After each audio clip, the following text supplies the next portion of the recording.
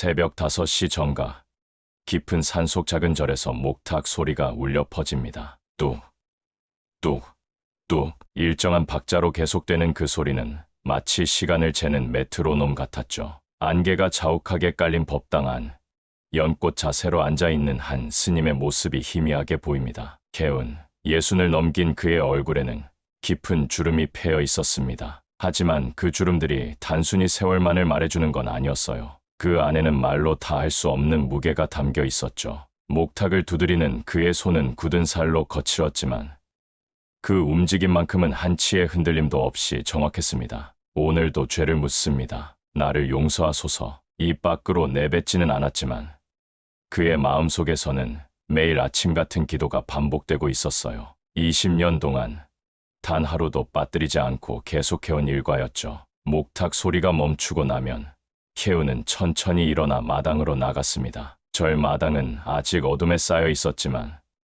동쪽 하늘 끝자락에는 희미한 붉은 빛이 스며들기 시작했어요. 혜우는 빗자루를 들고 묵묵히 낙엽을 쓸어내기 시작했습니다. 바스라, 바스라. 빗자루 끝에 쓸려 나가는 낙엽들처럼 그도 과거의 기억들을 하나씩 지워내려 애쓰고 있었죠. 하지만 기억이라는 건 그렇게 쉽게 사라지지 않습니다. 특히 피로 물든 기억들은 더욱 그랬어요. 문득 혜운의 손이 멈췄습니다. 머릿속에 떠오른 건 20여 년 전 북한 장마당에서 벌어진 그날의 일이었어요. 목표물 제거 완료. 흑운, 철수하라. 무전기에서 흘러나온 차가운 목소리. 그때 혜운의 코드명은 흑운이었습니다. 정찰 총국 88부대에서도 손꼽히는 암살 전문가였죠. 폭탄이 터지고 비명소리가 들리고 그 속에서 아이들이 울부짖는 소리까지 모든 게 어제 일처럼 생생했어요. 혜우는 고개를 저으며 다시 빗자루를 움직였습니다. 그런 기억들을 떨쳐내려고 애쓰면서 말이죠. 해가 완전히 떠오를 무렵 절 입구 쪽에서 엔진 소리가 들려왔어요. 이런 이른 시간에 찾아오는 사람은 거의 없었는데 말입니다. 검은색 승용차 2대가 절 마당에 들어섰습니다. 차에서 내린 건 정장을 입은 남자들 서너 명이었어요. 그들의 걸음걸이며 시선 처리하는 방식을 보니 예사롭지 않다는 걸 한눈에 알 수 있었죠. 혜우는 여전히 고개를 숙인 채 마당을 쓸고 있었지만 그의 모든 감각은 그들에게 집중되어 있었습니다. 야, 스님! 그 중 한 명이 큰 소리로 불렀어요. 40대 중반쯤 되어 보이는 남자였는데 목소리부터가 거칠었죠. 하지만 혜우는 대답하지 않았습니다. 그저 묵묵히 자신의 일을 계속할 뿐이었어요. 어이, 귀 먹었나?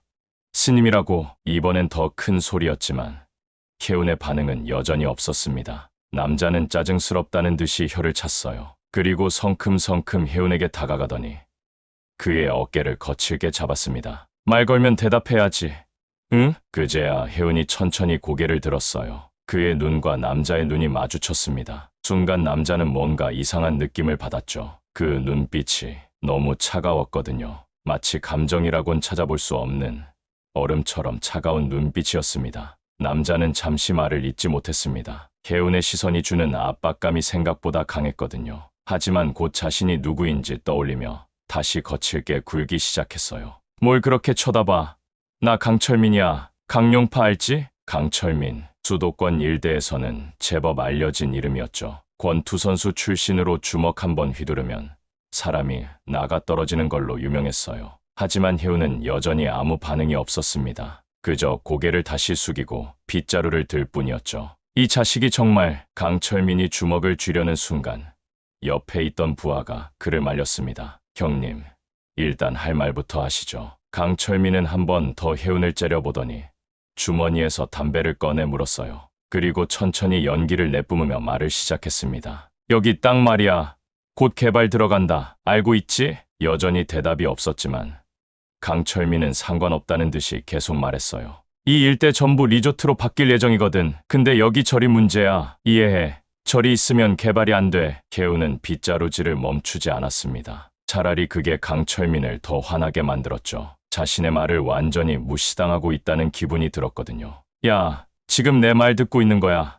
안 듣고 있는 거야? 이번엔 정말로 참을 수 없다는 표정으로 소리를 질렀어요. 그러자 혜운이 드디어 빗자루를 내려놓았습니다. 그리고 천천히 강철민을 바라봤죠. 시주님의 말씀 잘 들었습니다. 목소리는 낮고 차분했어요. 하지만 그 안에는 어떤 감정도 담겨 있지 않았습니다. 마치 녹음된 음성을 듣는 것 같았죠. 그럼 이해했다는 거지. 여기서 나가야 한다는 걸. 이곳은 부처님의 집입니다. 함부로 떠날 수 없어요.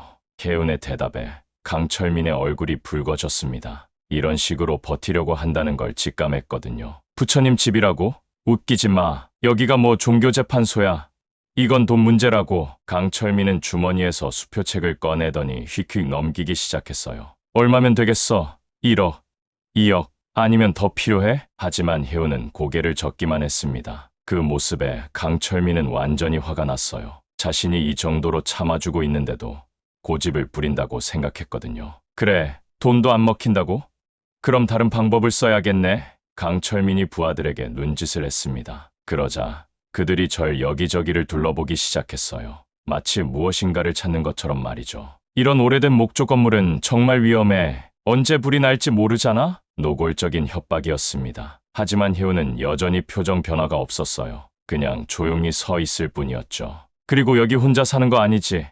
낮에 보니까 젊은 여자애가 와서 일하던데? 이 말에 혜운의 눈빛이 미묘하게 변했습니다. 아주 잠깐이었지만 강철민은 그 변화를 놓치지 않았어요. 아, 그 애가 신경 쓰이나?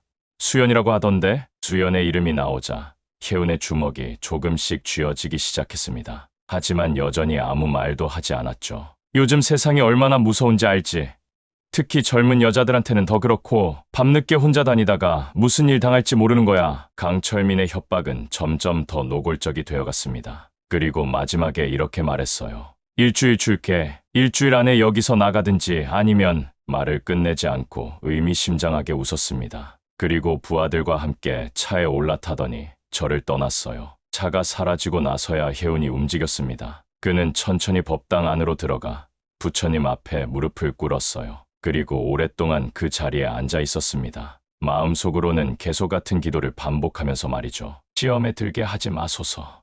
제발. 하지만 그의 기도가 얼마나 간절했든 운명의 수레바퀴는 이미 돌기 시작했습니다. 강철민이 떠나고 사흘이 지났습니다. 혜우는 평소와 다름없이 새벽 예불을 드리고 마당을 쓸며 하루를 보냈어요. 하지만 마음 한구석에는 계속 불안함이 자리 잡고 있었죠. 오전 10시쯤 익숙한 발걸음 소리가 들려왔어요. 수연이 손에 큰 보따리를 들고 절로 올라오고 있었습니다. 25살의 수연은 언제나 밝은 미소를 지으며 혜운에게 인사를 건넸죠. 스님, 안녕하세요.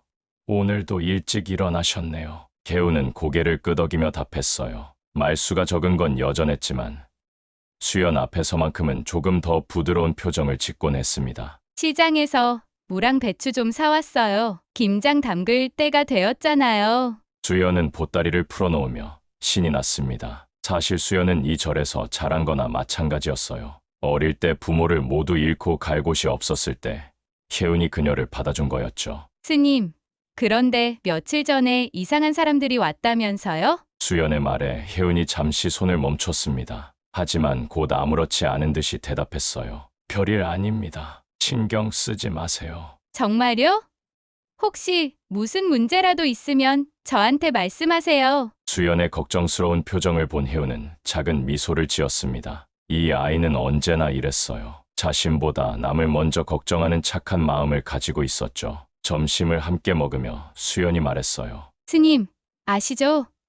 스님은 말씀은 많이 안 하시지만 마음은 정말 따뜻해요. 제가 어렸을 때부터 지금까지 저를 이렇게 보살펴 주시는 분은 스님뿐이거든요. 혜운은 고개를 숙이고 밥을 먹을 뿐이었습니다. 하지만 그의 눈가가 살짝 부드러워진 걸 수연은 놓치지 않았어요. 그래서 저도 스님을 정말 아버지처럼 생각해요. 혈육이 아니어도 이런 게 진짜 가족이라고 생각하거든요. 그 말에 혜운의 젓가락이 잠시 멈췄습니다. 가족이라는 말, 정말 오랫동안 들어보지 못한 단어였어요. 해가 기울어갈 무렵 수연이 집으로 돌아갈 준비를 했습니다. 내일도 올게요. 스님, 건강히 계세요. 조심히 가세요. 수연이 저를 떠나고 나서 혜우는 홀로 저녁 예불을 드렸습니다. 평소보다 더 오랫동안 기도를 했어요. 수연의 안전을 위해서였죠. 그런데 바로 그날 밤 최악의 일이 벌어졌습니다. 밤 11시쯤 절 마당에 다시 자동차 소리가 들렸어요.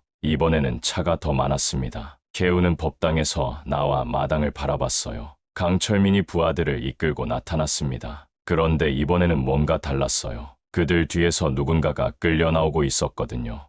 수연, 개운의 입에서 처음으로 큰 소리가 나왔습니다. 수연이 입에 재갈을 물린 채로 끌려 나오고 있었어요. 그녀의 옷은 찢어져 있었고 얼굴에는 멍이 들어 있었습니다. 아, 이제야 반응이 나오네. 일주일이라고 했는데 사흘밖에 안 지났잖아. 강철민이 비웃으며 말했습니다. 개우는 주먹을 쥐고 한 걸음 앞으로 나섰어요. 수연이를 놓아주세요.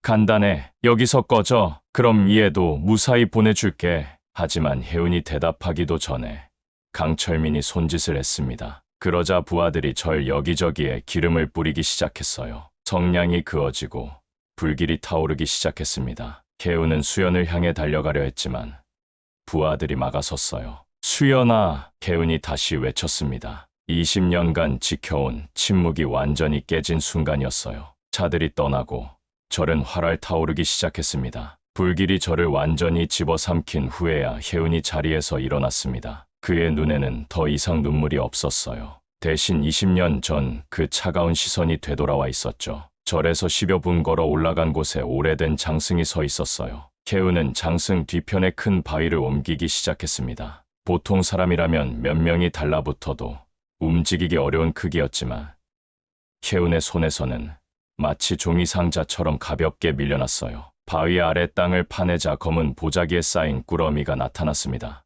20년 동안 한 번도 건드리지 않았던 것들이었죠. 혜운은 떨리는 손으로 보자기를 풀기 시작했어요. 첫 번째로 나온 건 군도였습니다. 길이 30cm 정도의 검은 칼날이 달린 단도였어요. 칼집에서 빼내자 달빛에 차가운 금속 광택이 반사되었죠. 20년의 세월도 그 날카로움을 무디게 만들지는 못했습니다. 두 번째는 북한군 휘장과 계급장들이었어요. 정찰 총국 88부대의 특수 마크가 새겨진 검은 베레모도 함께 있었습니다. 혜운은 그것들을 손에 쥐고 오랫동안 바라봤어요. 마지막으로 나온 건 작은 금속 상자였습니다. 그 안에는 북한에서 받은 각종 훈장들과 암호가 적힌 작은 수첩이 들어 있었어요. 수첩을 펼쳐보니 여전히 선명한 글씨로 작전 코드들이 적혀 있었습니다. 혜운은 천천히 스님복을 벗기 시작했습니다. 회색 승복이 땅에 떨어지자 마치 지난 20년의 시간도 함께 벗겨지는 것 같았어요. 그리고 보자기 맨 아래 있던 검은 도포를 꺼내 입었습니다. 검은 옷을 입고 군도를 허리에 찬 혜운의 모습은 완전히 달라져 있었습니다. 더 이상 온화한 스님이 아니었어요. 차가운 살기가 온몸에서 흘러나오고 있었죠. 그때 머릿속에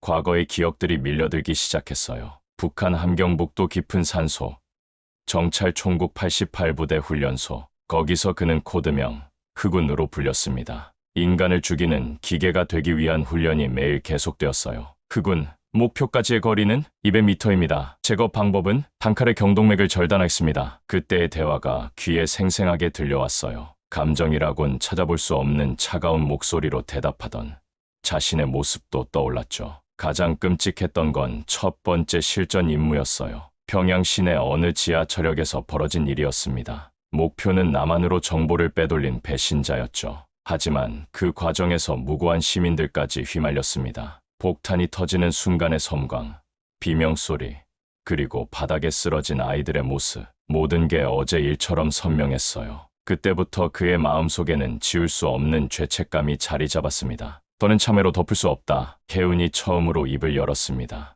목소리는 낮고 차가웠어요. 스님 일대의 온화함은 완전히 사라지고 대신 얼음처럼 차가운 기운이 흘러나왔죠. 혜운은 허리의 군도에 손을 얹었습니다. 차가운 금속의 감촉이 손끝에 전해졌어요. 20년 만에 다시 무기를 잡는 순간이었습니다. 그리고 그 순간 온화한 스님 혜운은 완전히 사라지고 북한 최고의 암살자 흑운이 되돌아왔어요. 첫 번째 밤, 혜운이 가장 먼저 찾아간 곳은 시내 번화가 뒷골목에 있는 포장마차였습니다. 겉보기엔 평범한 술집 같았지만 실제로는 강룡파의 정보 수집 거점 중 하나였어요. 혜운은 어둠 속에서 포장마차를 지켜봤습니다. 20년 전의 감각이 되살아나고 있었어요. 누가 어떻게 움직이는지, 언제 경계가 느슨해지는지 모든 걸 한눈에 파악할 수 있었습니다. 자정이 조금 지날 무렵 포장마차 안에서 한 남자가 나왔어요. 40대 초반으로 보이는 그는 강룡파에서 정보를 관리하는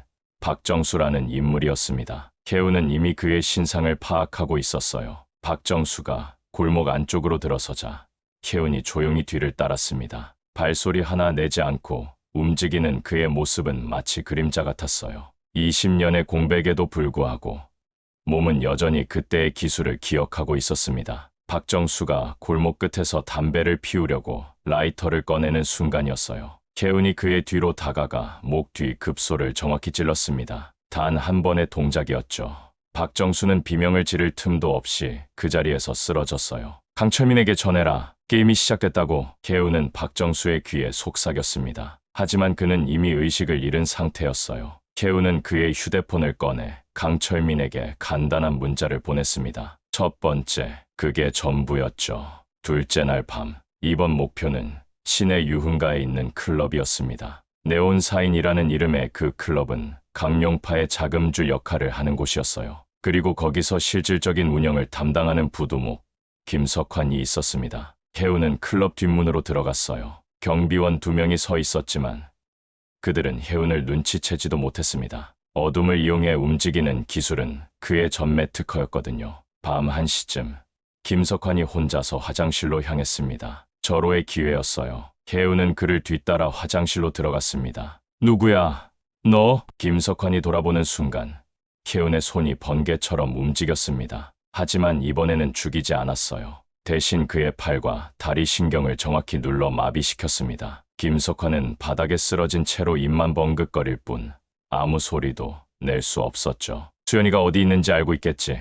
하지만 오늘은 묻지 않겠다. 대신 이걸 기억해라. 다음에는 죽는다. 혜우는 김석환의 휴대폰에 같은 메시지를 남겼습니다. 두 번째, 그리고 조용히 클럽을 빠져나왔어요. 셋째 날은 좀 더 대담했어요. 혜운이 찾아간 곳은 강용파의 무기고였습니다. 지회곽에 있는 폐공장을 개조해서 만든 곳이었죠. 거기에는 각종 무기들과 폭발물까지 보관되어 있었어요. 이번에는 정면 공격을 택했습니다. 혜우는 공장 정문으로 당당히 걸어갔어요. 경비원들이 그를 막아서려 했지만 순식간에 모두 제압당했습니다. 그들은 기절했을 뿐 목숨에는 지장이 없었어요. 무기고 안으로 들어간 혜우는 차근차근 둘러봤습니다. 권총, 소총, 심지어 수류탄까지 있었어요. 모두 불법으로 들여온 것들이었죠. 혜우는 그 무기들을 보며 씁쓸한 미소를 지었습니다. 너희들 무기 따위 죄악을 지우진 못한다. 혜우는 무기고 곳곳에 휘발유를 뿌렸습니다. 그리고 성냥 하나를 그어 던졌어요. 순식간에 화염이 치솟았습니다. 폭발음이 연달아 터지며 무기고는 순식간에 불바다가 되었어요.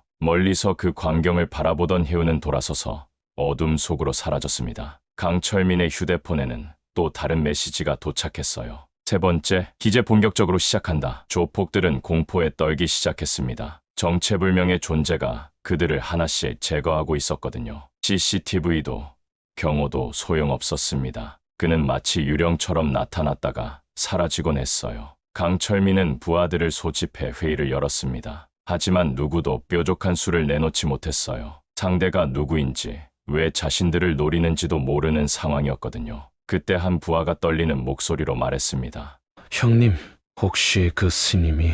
스님, 그 말 없는 놈이 뭘 할 수 있겠어? 하지만 강철민의 목소리에는 확신이 없었어요. 마음 한구석에서는 이미 의심이 싹트고 있었거든요. 강철민의 본거지는 시 외곽에 있는 폐건물이었습니다. 3층짜리 콘크리트 건물로 겉보기엔 버려진 공장 같았지만 실제로는 강용파의 심장부 역할을 하고 있었어요. 혜우는 건물 앞 언덕에서 그곳을 내려다봤습니다. 건물 주변에는 10여 명의 경비원들이 서 있었어요. 모두 권총으로 무장한 상태였죠. 하지만 혜운에게는 문제가 되지 않았습니다. 오히려 이 정도 경비라면 너무 허술하다는 생각이 들 정도였어요. 밤 2시, 혜운이 움직이기 시작했습니다. 그는 건물 뒤편으로 돌아가 배수관을 타고 2층까지 올라갔어요. 20년 전의 민첩함이 그대로 살아있었습니다. 나이는 60이 넘었지만 몸은 여전히 젊은 특수요원 못지않았죠. 2층 창문을 조용히 열고 들어간 혜운은 복도를 따라 이동했습니다. 발소리 하나 내지 않으면서 말이에요.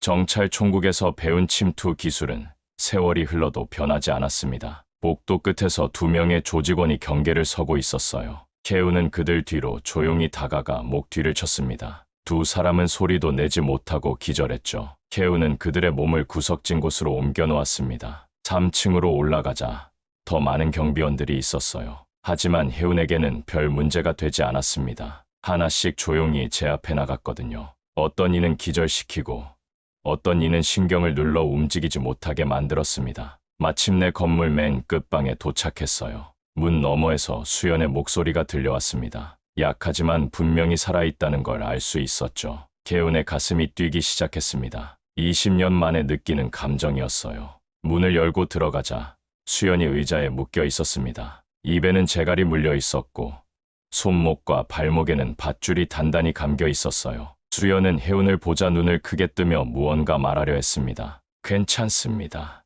이제 안전해요. 혜운이 조용히 말하며 수연의 입에서 재갈을 빼냈습니다. 그리고 밧줄을 끊어내기 시작했어요. 수연은 떨리는 목소리로 말했습니다. 스님, 어떻게, 왜 이렇게까지...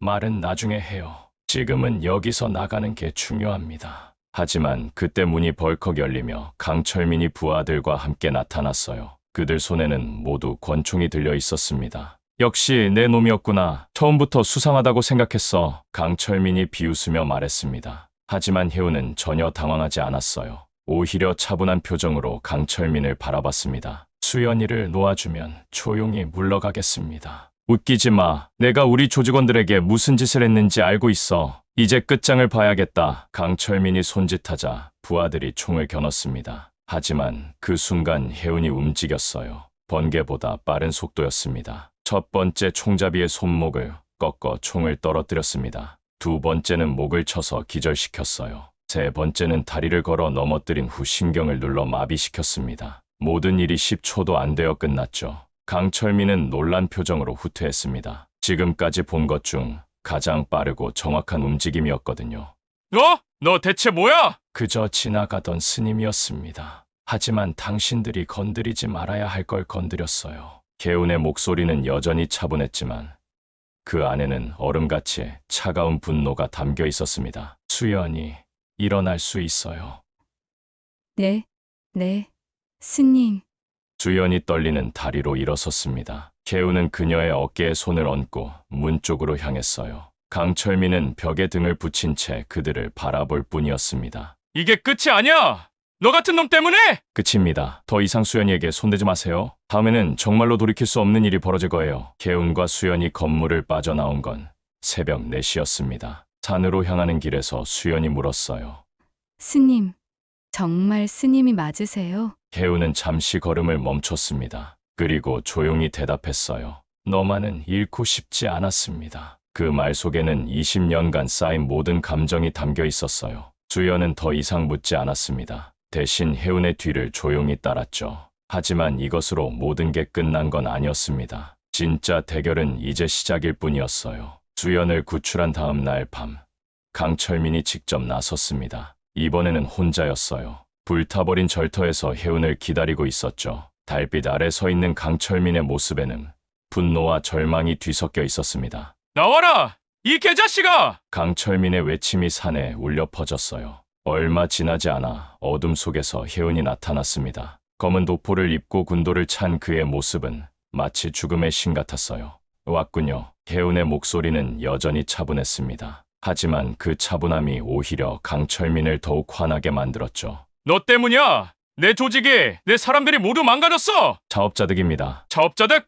웃기지 마! 나도 군대 갔다 왔어! 너처럼 사람 죽여봤다고! 강철민이 주먹을 휘두르며 달려들었습니다. 권투 선수 출신답게 강력한 펀치였어요. 하지만 혜운에게는 통하지 않았습니다. 혜운은 몸을 살짝 비켜 강철민의 공격을 피했어요. 그럼 당신도 알겠군요. 내가 지금 왜 여기에 있는지를. 혜운의 반격이 시작되었습니다. 정확하고 치명적인 공격들이었어요. 하지만 급소를 노리지는 않았습니다. 그저 무력화시킬 뿐이었죠. 강철민은 점점 밀리기 시작했어요. 이런 게 말이 되나? 강철민이 주머니에서 칼을 꺼내 휘둘렸습니다. 하지만 혜운은 그의 손목을 잡더니 비틀었어요. 또 뼈가 부러지는 소리가 났습니다. 으아! 강철민이 비명을 지르며 칼을 떨어뜨렸어요. 혜운은 그의 다른 팔도 같은 방식으로 꺾었습니다. 강철민은 바닥에 무릎을 꿇고 고통에 몸부림쳤어요. 죽여줘? 죽음은 너무 쉬운 벌입니다. 살면서 후회하세요. 개우는 강철민을 내려다봤습니다. 그의 눈에는 분노가 아닌 연민이 담겨 있었어요. 똑같이 죄를 짓고 살아가는 인간에 대한 안타까움이었죠. 경찰이 곧 올 겁니다. 조용히 잡혀가세요. 실제로 멀리서 사이렌 소리가 들려오고 있었어요. 누군가 신고한 모양이었습니다. 개우는 강철민을 그 자리에 남겨두고 산속으로 사라졌어요. 기다려! 너는 대체 누구야? 강철민의 절규가 밤하늘에 울려 퍼졌지만 개우는 이미 어둠 속으로 사라진 뒤였습니다. 10분 후 경찰이 도착해 강철민을 체포했어요. 그와 함께 강용파의 모든 범죄 증거들도 발견되었습니다. 병원으로 이송되는 강철민은 계속 중얼거렸어요. 스님이었는데 어떻게? 하지만 아무도 그의 말을 믿지 않았습니다. 온화한 스님이 조폭 조직을 괴멸시켰다는 건 너무나 믿기 어려운 이야기였거든요. 며칠 후 신문에는 작은 기사가 실렸습니다. 강용파 조직 와해, 보스 강철민 구속이라는 제목이었어요. 하지만 진짜 영웅이 누구였는지는 아무도 몰랐습니다. 일주일 후 불타버린 절터에서 혜우는 홀로 앉아 있었습니다. 검은 도포는 벗어두고 다시 회색 승복을 입었어요. 손에는 새로 구한 목탁이 들려 있었습니다. 예전 것보다 작고 소박했지만 소리는 여전히 맑고 깨끗했어요. 뚝, 뚝, 뚝 목탁 소리가 조용히 울려 퍼졌습니다. 마치 20년 전으로 돌아간 것 같았어요. 하지만 모든 게 같지는 않았습니다. 개운의 마음속에는 이전과 다른 무언가가 자리 잡고 있었거든요. 발걸음 소리가 들려왔어요. 수연이 보따리를 들고 올라오고 있었습니다. 그녀는 혜운 옆에 조용히 앉았어요. 며칠 전 일에 대해서는 더 이상 묻지 않기로 했습니다. 스님, 새 절 지을 거예요? 모르겠습니다. 아직 확실하지 않아요. 개운의 대답은 예전보다 솔직했어요. 확신에 찬 스님의 모습보다는 인간적인 고민을 품은 한 사람의 모습에 가까웠죠. 그럼 제가 도와드릴게요.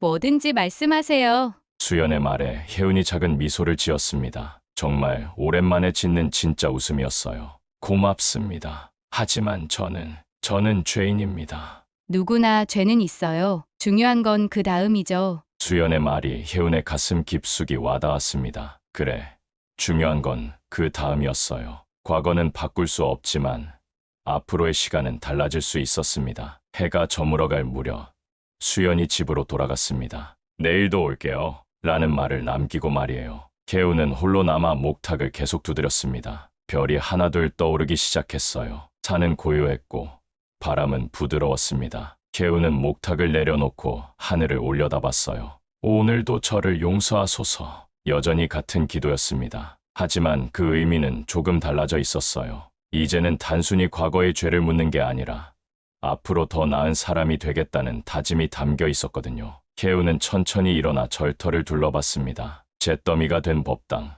타버린 나무들, 모든 게 새로 시작해야 할 것들이었어요. 쉽지 않은 일이겠지만 이제 혼자가 아니었습니다. 주머니에서 군도를 꺼내 바라봤어요. 달빛에 반사되는 차가운 칼날이 여전히 날카로웠습니다. 개우는 잠시 망설이다가 칼을 다시 장승 아래 묻었어요. 이번에는 정말로 영원히 말이죠. 이제는 정말 끝입니다. 개운이 작게 중얼거렸습니다. 복수는 끝났고 수연도 안전했어요. 남은 건 참회와 속죄의 시간뿐이었습니다. 하지만 이제는 그 시간이 두렵지 않았어요. 함께할 사람이 있었으니까요. 새벽이 다가오자 혜우는 다시 목탁을 들었습니다. 뚝, 뚝, 뚝 맑은 소리가 산에 울려 퍼졌어요. 새로운 하루가 시작되는 소리였습니다. 그리고 새로운 삶이 시작되는 소리이기도 했죠. 침묵의 스님은 이제 더 이상 침묵하지 않을 것입니다. 하지만 말로 하는 게 아니라 행동으로 보여줄 거예요. 진정한 참회가 무엇인지, 진정한 구원이 무엇인지를 말이죠. 그리고 그 첫걸음은 바로 지금, 이 순간부터 시작되는 거였습니다. 여기까지 시청해주셔서 감사합니다. 구독, 좋아요 잊지 마세요.